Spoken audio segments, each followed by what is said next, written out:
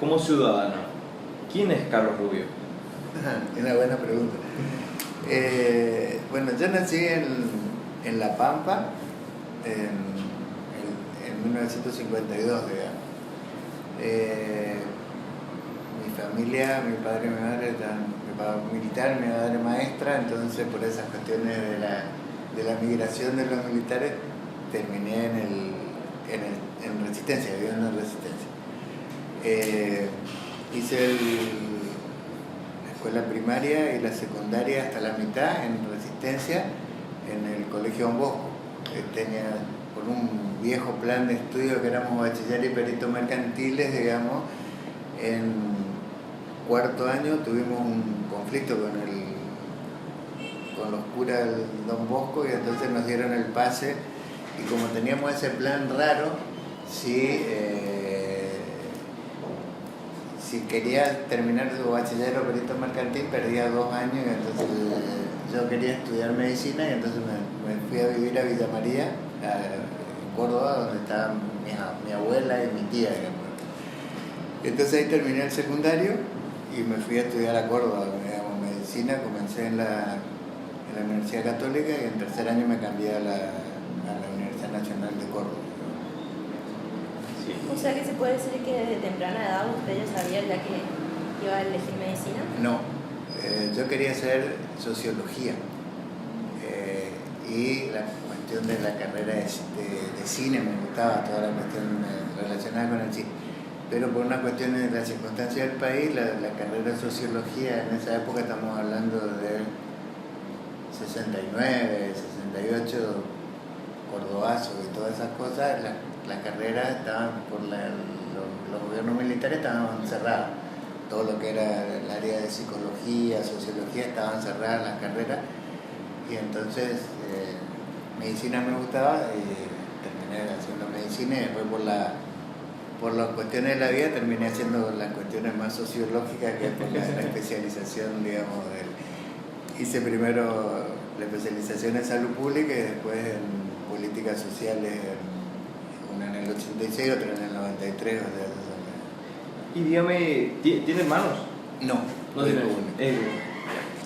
En la actualidad, ¿cuál es su especialidad? Por eso, mi especialidad yo soy diplomado en salud pública, que también por la época ahora son las maestrías en salud pública, digamos. Eso lo hice en el 86, y en el 93 una especialización en planificación de políticas sociales. Esas son las dos cosas. Y ahora soy de la primera corte del doctorado acá en la facultad, estoy presentando el plan de tesis para poder acceder al título de doctor en medicina. Doctor en medicina. Sí, soy de la primera corte acá en la facultad, así que estamos en tiempo de la presentación del plan de tesis y toda la cuestión. Bien. ¿Y podría hablarnos sobre su formación, especialidades y algunos aspectos marcados de su pasaje por la universidad? Y bueno, la formación, yo estudié en Córdoba, digamos, después por una cuestión, hay circunstancias donde el azar influye, digamos. Cuando en ese momento todavía el servicio militar era obligatorio, o sea, y los estudiantes de las carreras universitarias teníamos que pedir una prórroga al sistema. Y como yo no me recibí en diciembre, sino en febrero del 77, me quedé un año que no podía hacer nada, no podía ingresar a la residencia porque no tenía el servicio militar hecho. Ese era un requisito para los varones, tener el servicio militar hecho para entrar a la residencia. Y entonces, bueno, en mi casa tenía que comenzar a trabajar, y entonces justo aparece en el Impenetrable, en Sausalito, hace un año que no había médico, y entonces me fui a trabajar ahí comencé a trabajar como médico rural en el Impenetrable, 77, digamos, ahí comencé y después seguí en el Ministerio de Salud de la provincia, siempre trabajé como médico general, digamos. Y bueno, después hice la cuestión de salud pública, que tiene que ver también con una cuestión política. O sea, yo siempre milité en la Unión Cívica Radical y por problemas en el Chaco, gobierno peronista y todo ese tipo de cosas, entonces después hice la parte de salud pública en el 86 y ahí fue que vine a la facultad también. O sea, soy de los primeros docentes que, con la cuestión del cambio democrático, digamos, se comienzan a regularizar los concursos de las carreras, y entonces yo ingresé como de trabajo práctico en el plan viejo que era medicina sanitaria, como lo que estaba en cuarto, quinto y sexto año. ¿Y cuánto tiempo estabas trabajando acá? Y desde el 86. En la UNED, sí, bueno, en la provincia la provincia de Chaco ya me jubilé y acá en la facultad sigo trabajando, digamos. Aparte de ser profesor, estoy coordinando el plan estratégico de la facultad, así que, pero eso hace 4 años. Usted nos habló sobre su primer trabajo, que fue como médico rural. Sí. ¿En qué lugar fue y qué fue lo que más impacto le causó ese lugar? El lugar es el Sausalito, que es una pequeña localidad del impenetrable chaqueño que está a 600 kilómetros de resistencia, de los cuales son 300 kilómetros de tierra. Ahora un poco menos porque ya hay alguna parte pavimentada.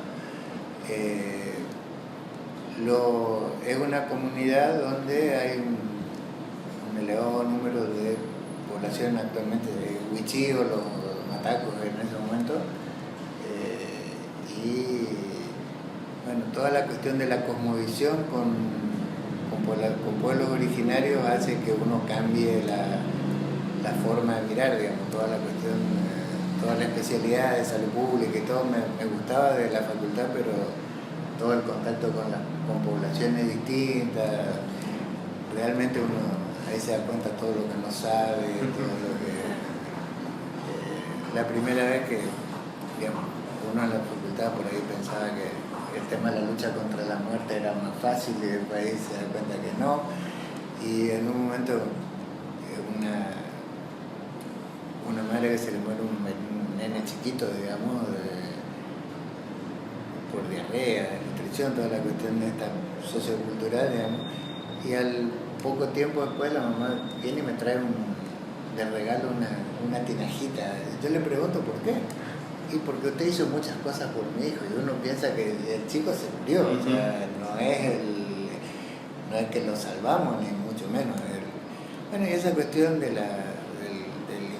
la culturalidad, digamos, eso que también me reforzara la cuestión la cuestión más social. Buenísimo. También tuve una experiencia poco tiempo trabajé en un pueblito entre Zapereira, un pueblo entre Santa Fe y San Francisco, Córdoba, digamos, y ahí fue un cambio distinto, porque era trabajar fue la única vez que trabajé en la cuestión como médico privado, digamos, de brazo, con población más envejecida, con población italiana, fue otra experiencia, digamos, pero pues siempre trabajé en la parte de salud pública, trabajé con dedicación exclusiva, nunca tuve consultorio particular, digamos. A su parecer, el lugar más importante de su trabajo y las dificultades que experimentó cuando se desempeñó en la obra. El lugar más importante fue el de Sausalito, digamos, por el tema de esta... Es un hospital rural, pero yo creo que el mayor...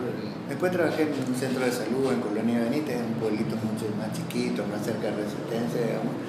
Pero creo que ahí, en Colonia Benítez, se trabaja muy bien, y ahí los inconvenientes aparecieron en la cuestión más política, digamos, por las cuestiones que se mezcla lo social con lo político. Con respecto a la política sanitaria, Sí.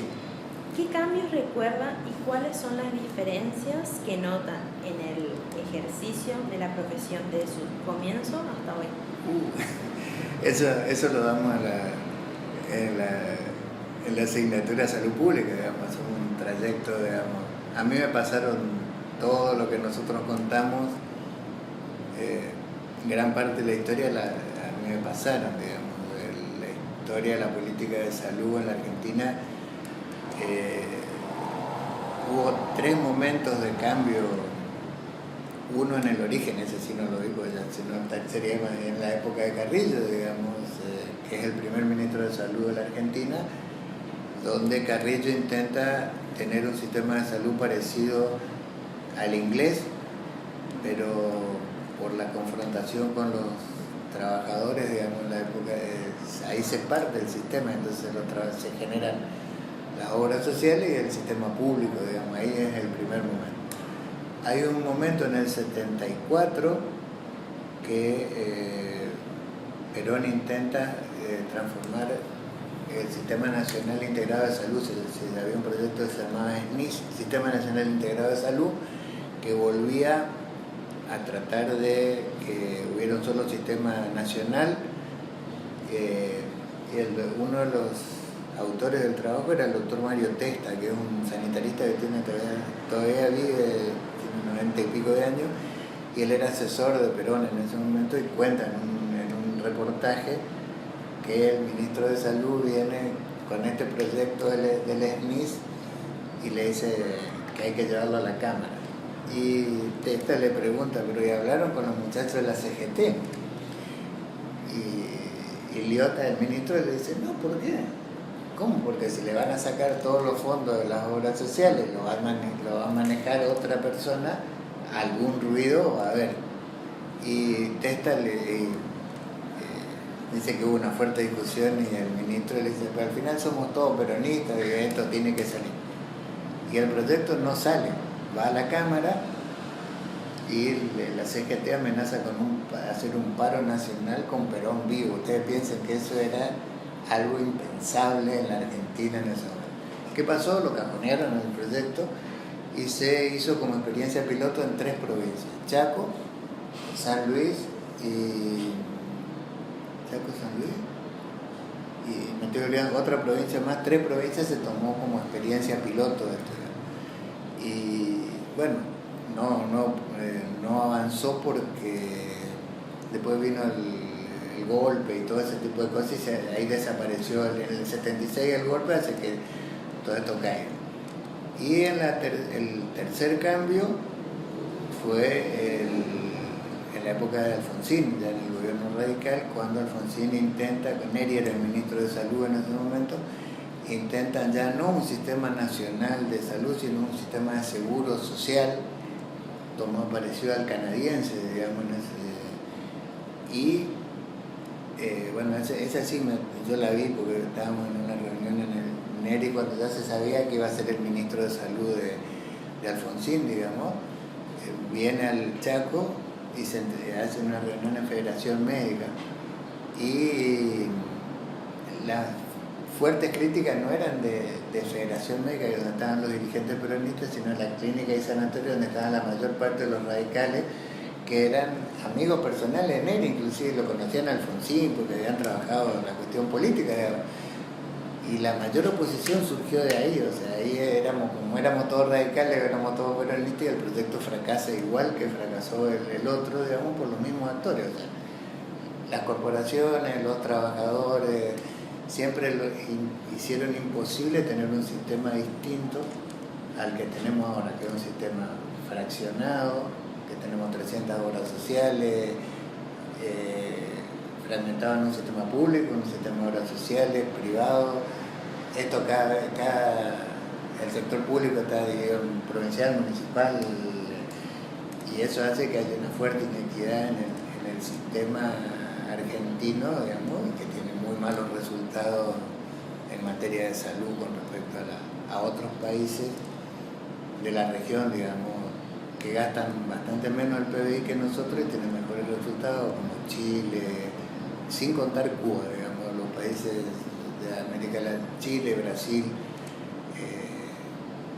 tienen sistemas un poco menos inequitativos que el nuestro. Sí. Y como docente de la Facultad de Medicina, sí. ¿Usted se encuentra desde el 76 o 86? 86.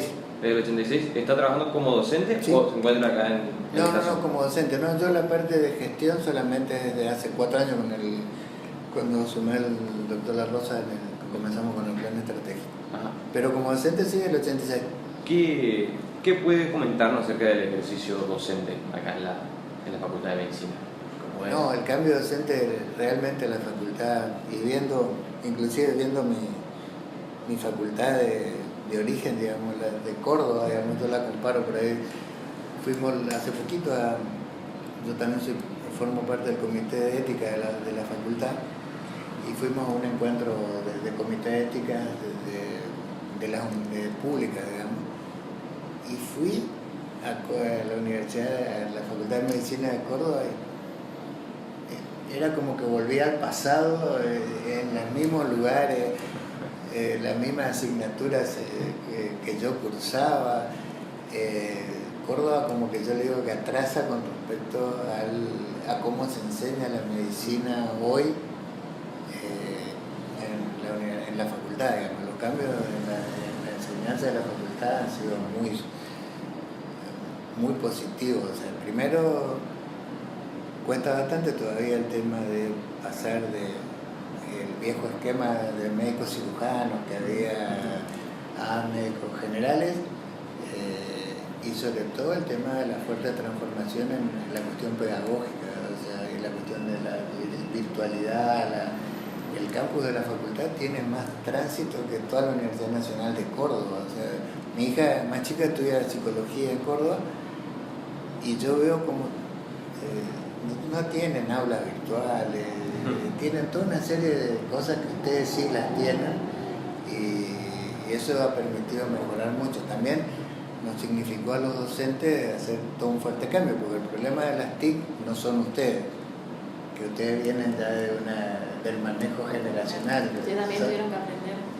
Totalmente, nosotros tuvimos que aprender yo creo que hicimos todo por el tema de la carrera docente, la parte de toda el área pedagógica. Yo terminé en los últimos niveles de la parte de campus virtuales, pero comenzamos también hace bastante tiempo cuando la UNE virtual. La UNE inicia el tema de la virtualidad. Nosotros estábamos ya era salud pública, era en ese momento, y fuimos 2 docentes acá a hacer el primer curso de aulas virtuales y todo ese tipo de cosas.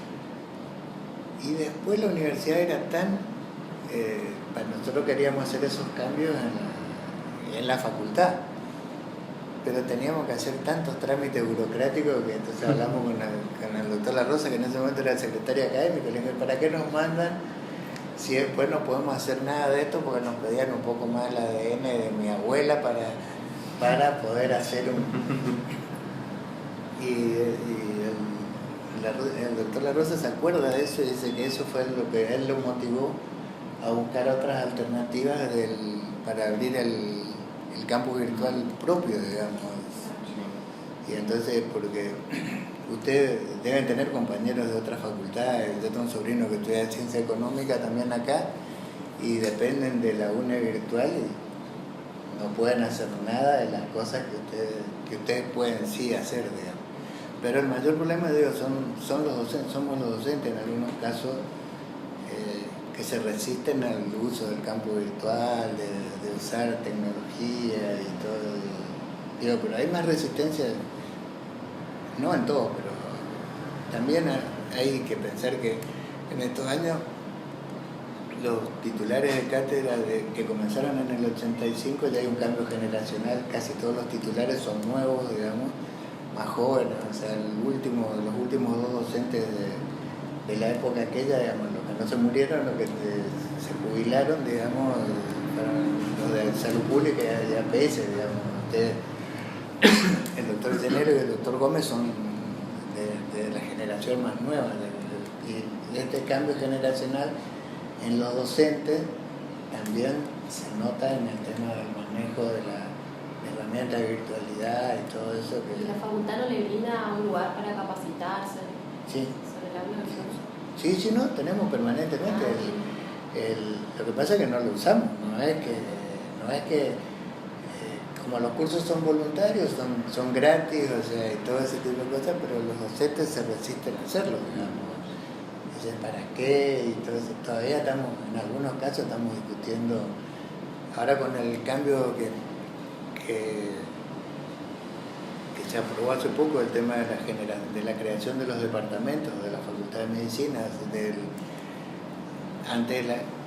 Vamos dejando de lado las cátedras que eran de la reforma universitaria, digamos, donde la cátedra era un claustro cerrado que se heredaba, donde no se concursaba.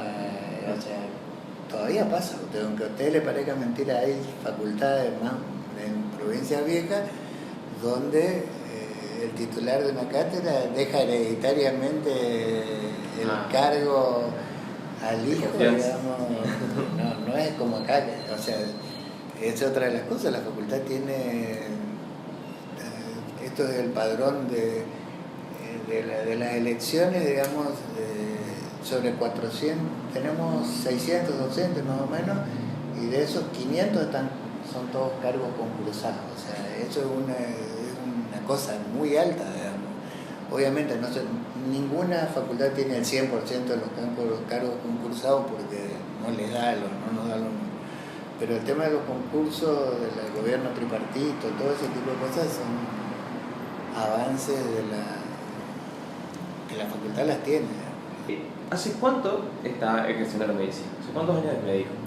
Yo me recibí en febrero, en febrero y me dieron el título en mayo del 77, o sea, 41 años. 41 años de ejercicio de medicina. Sí. ¿Nota algún cambio en el nivel de los alumnos a lo largo de los años? Sí, o sea, justamente el haber pasado con estudiantes que estaban cuarto, quinto y sexto año, eran la vieja sanitaria, digamos, a salud pública, que están en tercer año, digamos, se nota un cambio, digamos. Los otros eran estudiantes más viejos, digamos, en la carrera, ¿no? Pero el plan nuevo, y a pesar de todas las dificultades y todas las cosas, nosotros vemos que el rendimiento es mejor, o sea, que el cambio es positivo en el sentido de inclusive en los últimos años nosotros que podemos evaluar entre nosotros los docentes cuando vemos antes como que cuando veíamos cosas de salud pública y hablábamos de atención primaria, como que era un año de diferencia, era como que le estábamos hablando de la prehistoria. Ahora hace bastante tiempo que nosotros vamos profundizando, o sea, le hablamos de tasa y saben lo que no hay que volver a explicarle qué es una tasa, sino que trabajamos sobre una profundización. En ese sentido, para nosotros es positivo, o sea, ha mejorado la cuestión académica, el rendimiento de los estudiantes es mejor. ¿Y a usted como docente le afectó en algún punto el número masivo que entró en este año, el año anterior, de chicos? No, todavía este es el primer año que nosotros en salud pública se dan en el segundo cuatrimestre, digamos. Todavía, y este año todavía no nos toca la masividad porque son 200, o sea, entre 170 y 230 que vamos a tener, no hay un salto tan abismal, digamos. Pero el año que viene sí nos va a afectar, o sea, porque tampoco tenemos tanta capacidad docente. O sea, piensen que la parte de salud pública no es una especialidad hay pocos especialistas en salud pública, epidemiólogos están todos en APS, digamos.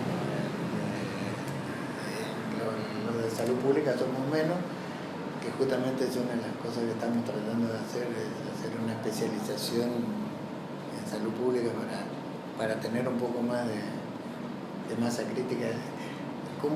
Nosotros estamos trabajando muy bien con los ayudantes alumnos, o sea que ahí también con ustedes, como trabajando con nosotros, nos ayuda mucho más en la virtualidad porque nos enseñan a resolver problemas que ustedes lo manejan bastante mejor que nosotros, la tecnología, digamos. ¿Algún referente médico que haya tenido, algún médico que le haya otorgado una inspiración, sea en Córdoba? Los de Córdoba, No, era muy... bueno, cuando yo cursé, dos, digamos, el doctor Testa, que yo cursé un posgrado con él, digamos, y el doctor Neri. Aldo Neri son los dos, digamos, referentes en la parte de salud pública, digamos. Neri más una cuestión aparte de salud pública, de la cuestión política, digamos, una visión política compartida y todo, digamos, serían como referentes en el campo de la salud pública. Y Testa es uno de los... también es una historia la medicina argentina realmente. A Testa es más fácil escucharlo que leerlo, digamos. Por eso no le digo que lean Pensar en Salud, porque es muy complejo, pero por ahí si encuentran algún artículo de Testa, mírenlo porque es muy interesante. ¿Qué diferencia nota entre la medicina acá en Corrientes y en Chaco? ¿Sí? Hay bastante, o sea... Más remarcadas, por decirlo así. Sí, no, primero que Corrientes son dos provincias muy distintas. Yo vengo dando posgrado de médicos comunitarios en las 3 provincias, en las 4 mejor dicho, y dar en Corrientes, en Formosa, en Misiones y en el Chaco son distintos porque las provincias son distintas. Corrientes es una provincia mucho más antigua, mucho más estructurada, y el Chaco es más moderno, digamos, porque es una provincia más nueva. Corrientes como que los cambios son mucho más lentos. En el Chaco los cambios se pueden hacer más rápido, desde cuestiones políticas a cuestiones sociales, digamos. Corrientes tiene un grave problema que yo siempre lo hablábamos, que es una de las pocas provincias que tienen municipalizado alguna parte del sistema sanitario, lo que es un error muy grave porque municipalizar el sistema el primer nivel de atención es complejísimo, porque las únicas provincias que tienen son Córdoba y Santa Fe, digamos, pero la Municipalidad de Rosario o la Municipalidad de Córdoba no es lo mismo que la Municipalidad de Corrientes. Entonces, eso hace, el Chaco lo tiene justamente por tener una constitución más nueva, digamos. Con los constitucionalistas chaqueños fueron en su mayor parte socialistas, digamos, y hicieron una constitución muy moderna, que en la reforma del 94 lo único que le cambiaron fue el artículo que permitía la reelección del gobernador. Por eso el Chaco no privatizó las empresas, porque lo tiene prohibido por la Constitución, y también tiene prohibido por la Constitución que los servicios de salud y educación se puedan municipalizar, porque la municipalización hace que sea muy engorroso y los municipios les cuesta mucho el tema del primer nivel municipal, y fíjense que ahora tienen por un lado los SAPs y por el otro lado los CAPs, y ahí súmenle que cuando estaba el gobierno provincial era un signo, el gobierno municipal era el otro, le sacaban los médicos de un lado, no le daban los recursos. Esas cuestiones hacen más compleja la situación. Y desde su punto de vista, ¿qué piensa? Porque muchos alumnos de muchas personas de Chaco vienen a estudiar acá. No, obviamente, porque la UNE, la UNCAU es muy nueva y tiene graves problemas, porque ahí hubo un problema que Capitanich pensaba que la UNE era una universidad radical y entonces había que generar una universidad peronista, y crea la UNCAU y se genera la Facultad de Medicina, la cual tiene grave, todavía los chicos no van a tener problemas porque todavía no hay ningún egresado, pero todavía la CONEA no le termina de aprobar el plan de estudio. Y con respecto al prestigio, hablando con amigos de distintos lados, el prestigio de la UNE es muy alto con respecto a los títulos. O sea, no hay duda, a pesar de las dificultades con el ingreso, con la materia introductoria, como ustedes quieran ponerle, la gente sigue valorando el prestigio de la UNE. Por eso yo creo, no, el problema no es, el problema que tenemos alumnos estudiantes de otras provincias no es un problema de falta de prestigio, sino un problema económico. Tener un hijo sale muy caro, digamos, pero no por la falta de prestigio de la facultad. La recomendación es a los estudiantes que sigan pensando que la medicina familiar general es una de las mejores alternativas que se le puede brindar a la población, o sea, porque un médico general es mejor que los especialistas para solucionar los principales problemas de salud, digamos. Por eso cuando cursan con nosotros nos miran cruzados porque les contamos las historias de todo lo malo de los sistemas y no nos creen, y después cuando nos encontramos, cuando ya son profesionales, te dicen: pensaba que yo no te creía. Aún mi yerno, que es cirujano, los otros días charlábamos y ahora su papá, dueño de un sanatorio, ahora está trabajando.